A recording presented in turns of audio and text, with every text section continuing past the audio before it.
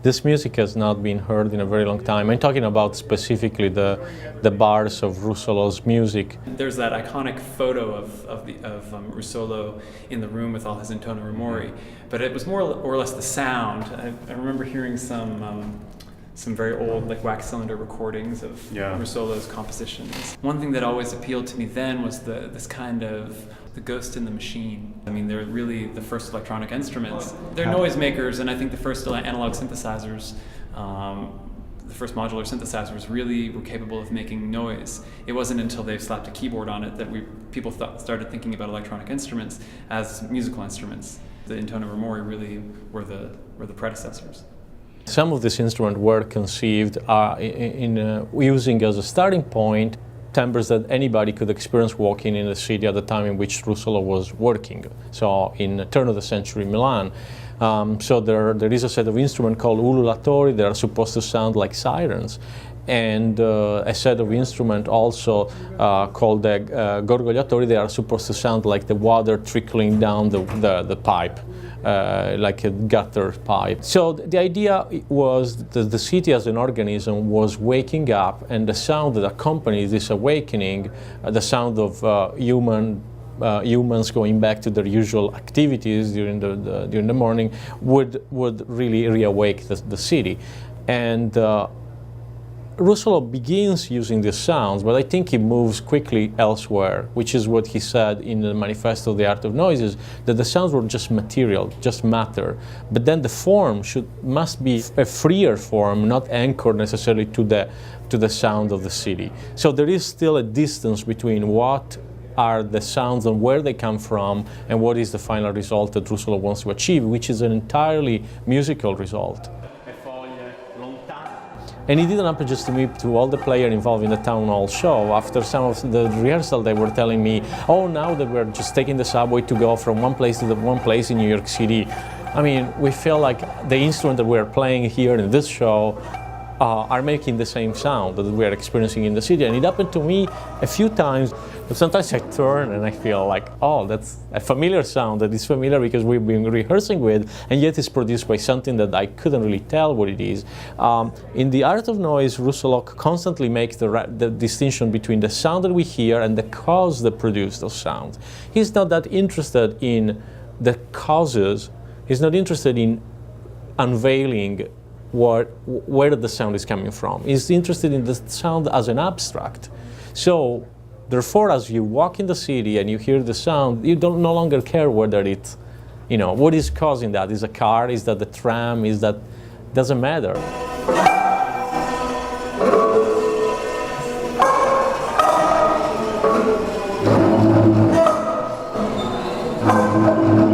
The score had never been performed as it was written since Russolo's time.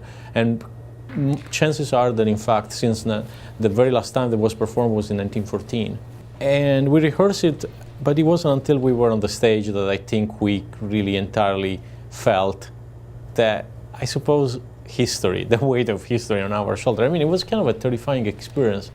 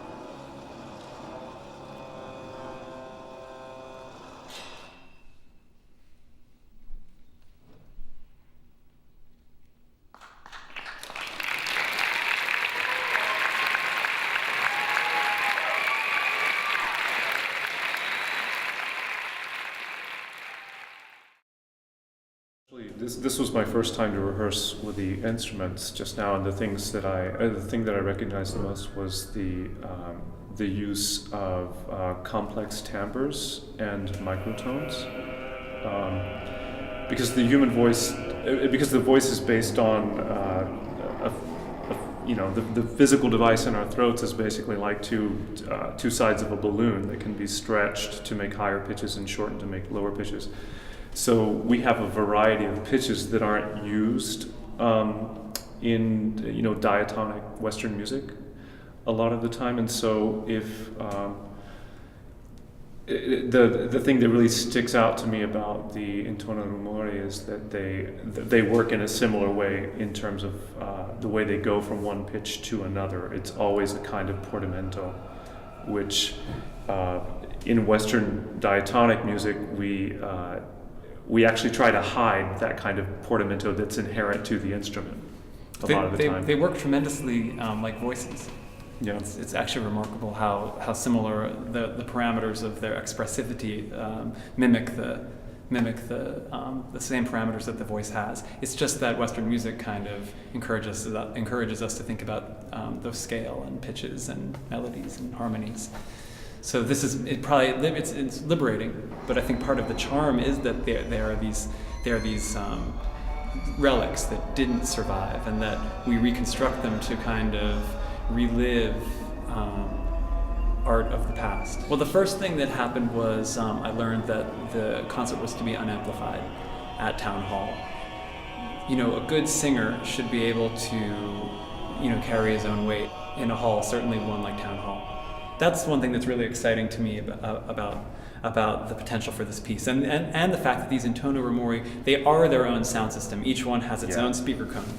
So to amplify them again is redundant, and also to create another kind of layer of translation. So I'm really excited that that's kind of the case here with the singers here too. So I wanted to really work with that relationship, the relationship between the unamplified voice and these unamplified instruments. The way it's scored is I just basically have the instruments and the voices kind of mimicking each other, and sharing a vocabulary of pitch and timbre, and kind of how you move forward with each successive set of notes. One thing that I was kind of talking to David about before was the idea of the fact that I wanted him to kind of convey the fact that he wasn't a singer, but he was a sound, and the sound he is that of a singer. Yeah. So being able to play with a piece of music in that way, I find to be very specific to a context like performa or performance art. With performa and having an amazing opportunity like this to be able to play with these instruments at Town Hall and have a fantastic concert experience, it's like ice cream on top to be able to then open that up and be able to just have a lot more fun with it.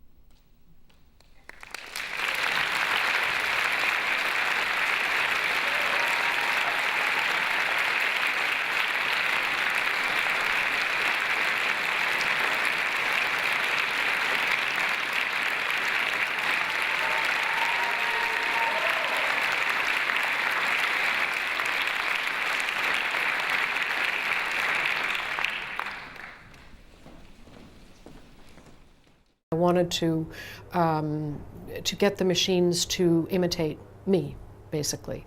So I worked with Luciano, and I said, okay, I want to start out with this kind of clicking sound, this inhaled glottal click. Oh. So which of the machines can do that? And he said, okay, this one can do it, and he would demonstrate, you know. And so we chose 4 of the instruments that could make that, something that would approximate that kind of sound. He also had said to me, I don't want to amplify. So I said, well, I'm going to have to use a megaphone then. And he said, oh, well, that's great, I've got a megaphone. So, the megaphone looked fantastic. The megaphone, it was wonderful also because it sort of visually made me look somewhat like the Intona Rumori because I had this big cone coming out of my head. But also I could spatially direct the sound. I said, okay, and then I have these kind of calling, hooting sounds. Oh, oh, what kind of, you know, what of the instruments can make that? So he showed me which ones, and we chose certain ones. So this, oh, and if you get a bunch of instruments doing that and sort of dovetailing, you get this sense of you know, all this sound just endlessly rising up into the heavens. Oh, you know, that is it's a subtone, right? It doesn't really have pitch. It's actually below pitch. But theoretically, I imagined that, you know, if you have a machine that can make noise, it has to be able to make small noise. I also knew that the way the instruments work is that it's a wheel, and they're as you crank it, it's plucking a string, either a gut string or a metal string. So theoretically, it should be able to